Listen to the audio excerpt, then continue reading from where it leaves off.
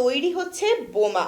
তবে এ বোমা নিহাতি প্রাণঘাতী নয়, এই বোমা বরং প্রাণের সঞ্চার ঘটাতে পারে।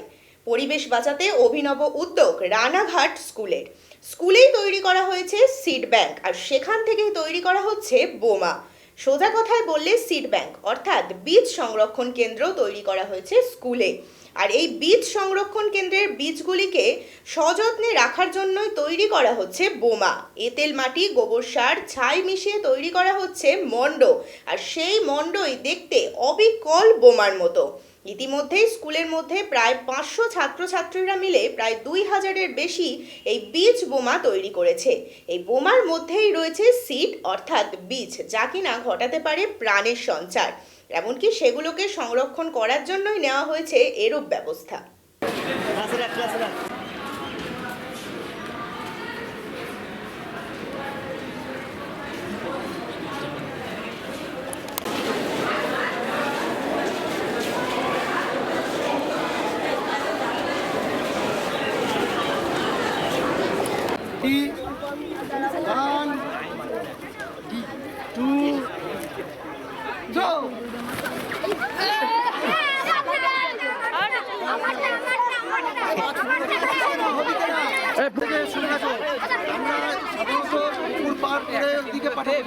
জমিতে আমরা যেতে পারছি না।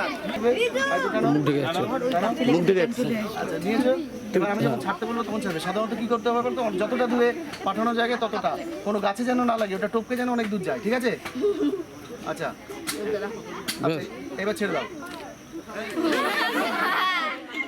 এরকম করে হ্যাঁ, ঠিক আছে। এবার এটাকে টানো টানো, ছাড়বে না, কিছুক্ষণ ধরে রাখো। আচ্ছা, হয়ে গেছে।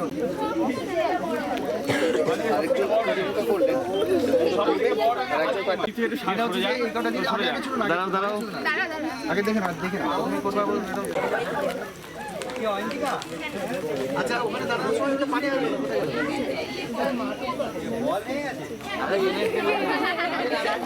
এতগুলো ছোনার লোক পাওয়া যাবে না পরে।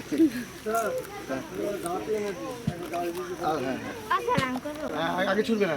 হ্যাঁ, দেখেছ? এবার ওই ফাঁকা জায়গা থেকে ছোড়ো। হ্যাঁ,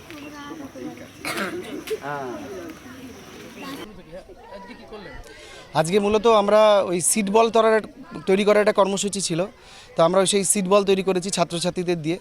তা প্রত্যেকেই বলেছিলাম বাড়ি থেকে করে আসতে, আর আমরা এখানে একটা ওয়ার্কশপ মতন করেছিলাম, যেখানে কিনা ওরা নিজে হাতে কলমে ওই সিড বল তৈরি করেছিল। সিড বল অর্থাৎ ওই মাটি, গোবর সার, তারপর ছাই, এগুলো দিয়ে একটা মোয়া বা নাড়ুর মতন বানিয়ে এবার সিড, একটা করে সিড বা কোনো কোনো ক্ষেত্রে দুটো সিড ওর মধ্যে ভিতরে ঢুকিয়ে ওইটাকে আরও নাড়ুটা পরিষ্কার করে সুন্দর করে বানিয়ে এবং সেটাকে রেখে দেওয়া। এর ফলে কী হচ্ছে, আমাদের স্কুলে একটা বিপুল পরিমাণ সিড ব্যাংক তৈরি হলো, যেগুলো কিনা আমরা পরবর্তীতে এটাকে ব্যবহার করতে পারবো।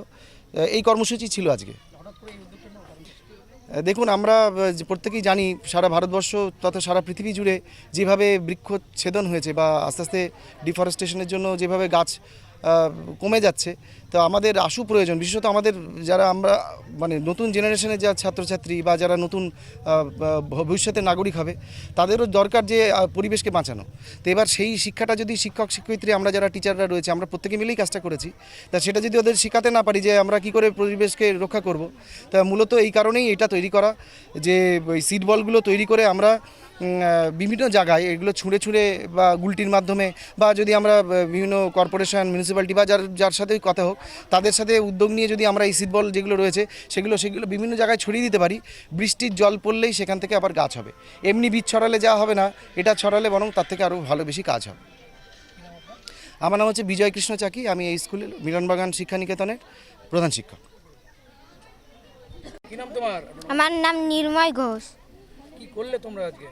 আমরা আজকে হচ্ছে এই বল বানিয়েছি, এই বল হচ্ছে সারা জায়গায় ছড়িয়েছে।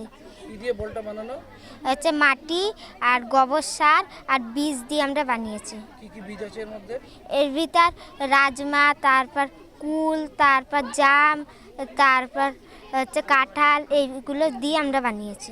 তারপর সেগুলো কি করলে বানানোর পরে সেইগুলো আমরা সারা জায়গায় গুলটিস দিয়ে বা ঢিল দিয়ে ছুঁড়েছি, হাত দিয়ে বা ছুঁড়েছি। এই ক্লাসের মধ্যে এই যে কাজটা করলে কতটা ভালো লাগলো? খুব সুন্দর লাগলো। কি নাম বললে তোমার? নির্ময় ঘোষ। কোন ক্লাসে পড়ো? আমি ক্লাস 6-এ। ঠিক আছে, কি নাম তোমার? আমার নাম অয়ন্তিকা বসাক। কি করলে আজকে? আজকে আমরা সবাই সিড বল তৈরি করলাম, যেগুলো মাটিতে দিলে গাছ হবে, তার ফলে প্রাকৃতিক সমস্ত বায়ু দূষণ এছাড়াও যেসব অক্সিজেনের ঘাটতি এগুলো সম্পূর্ণ হবে। তার জন্য আমরা আজকে সবাই মিলে সিড বল তৈরি করেছি। এঁটেল মাটি প্রথমে গোল করে তার মধ্যে একটা ছিদ্র করে তারপর তেঁতুল বীজ, কুল বীজ, নানা রকমের বীজগুলো দিয়ে মাটি দিয়ে ঢেকে গোল করে তারপরে গুলটিসের মাধ্যমে বা হাত দিয়ে ছুঁড়ে ছুঁড়ে নানা দূরে জায়গায় পাঠালাম। আমার নাম অয়ন্তিকা বসাক, 12-এ।